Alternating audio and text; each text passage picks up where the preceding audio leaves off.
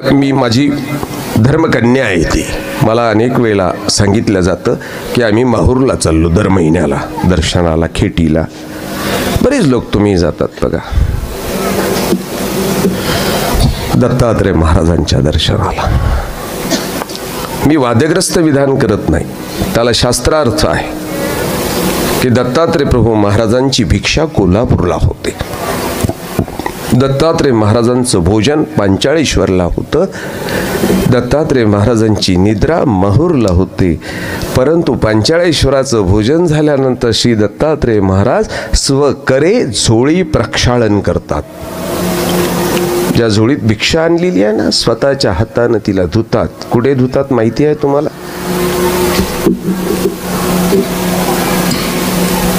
नाही ना.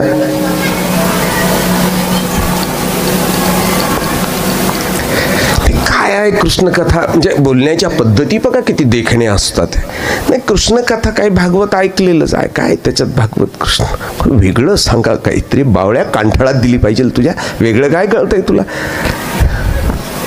मूर्ख लेकाचा. कुठे करतात झोळी, कुठे धुतात माहिती आहे?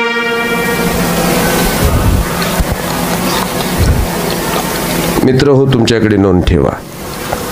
वैंदेशकर पाठा या गोष्टीचा स्पष्ट उल्लेख आहे की श्री दत्तात्रय प्रभू पांचाळेश्वरला भोजन झाल्यानंतर माहूरला जाताना झोळी प्रक्षालन मनसळला करतात.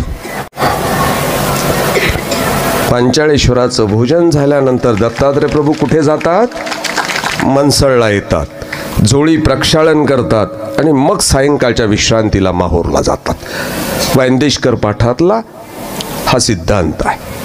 वैंदेशकर पाठाचं मत आहे ना, अगदी स्वच्छ आहे भाऊ. वैंदेशकर पाठाचा आहे, म्हणजे वैंदेशकर हा पाठ थोडतात. वैंदेशकर पाठ हा समाजामधला अजून एक पाठ आहे, हिराईचा पाठ आहे. तसं वैंदेशकरांचं एक मत आहे आणि त्यामध्ये हा स्पष्ट उल्लेख आहे की श्री दत्तात्रय प्रभू महाराजांचं दुपारचं भोजन पांचाळेश्वरला, कोल्हापूरहून भिक्षेवरनं पांचाळेश्वरला येतात.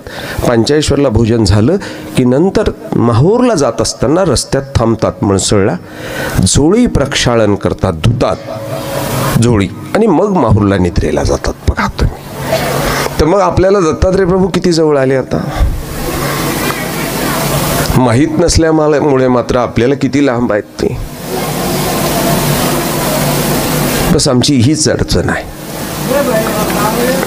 बस आम्ही ऐकतोय कमी, वाचतोय कमी, बोलतो जास्त फक्त. बस आमची फसगत आहे.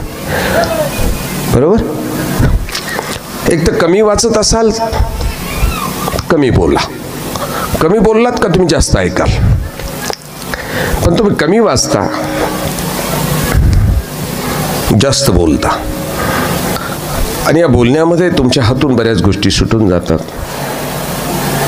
दत्तात्रय महाराज जवळून दररोज इथं भिक्षा प्रक्षालन करून धुवून निघून जातात. परंतु आपण मात्र मध्याह्न दुपारला कधीच तिथे गेलो नाही की दत्तात्रय महाराज आता इथं झोळी धुवायला येतील, दयागना एक दिवस ती झोळी आमच्या हातात देणारे, मला इथं झोळीचा स्पर्श होऊ दे. कधी डोळ्यात पाणी आणलं तुम्ही? मनाला तिथे येतात हेच माहीत नाही. त्याच्यामुळे मग आता पुढचा विषयच राहिला नाही.